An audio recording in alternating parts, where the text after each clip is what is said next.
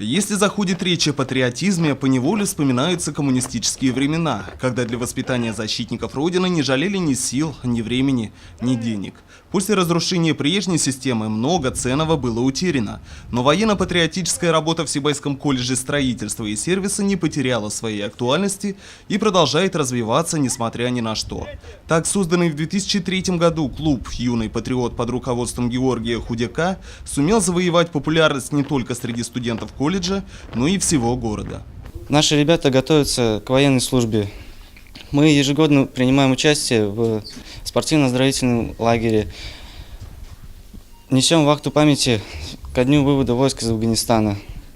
Мы своим примером стараемся призвать наших сверстников быть настоящими патриотами нашей Родины. В клубе занимаются не только юноши, но и девушки. Мы также стараемся не уступать парням, участвуем во всех городских мероприятиях, изучаем элементы самообороны, готовимся к 9 мая. Военно-спортивная закалка в будущем поможет воспитанникам клуба легко и успешно пройти военную службу. Ну а сейчас, благодаря ей, ребята показывают хорошие результаты на ежегодных военных сборах и конкурсах.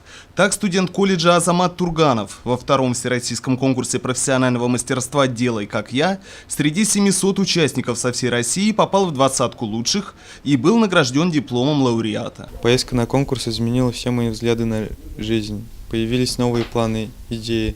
Особенно в данный момент горю желанием создать свой клуб в нашем городе. Это, конечно же, планы на будущее. А на сегодняшний день главная цель – это поднять планку нашего военно-патриотического клуба «Юный патриот».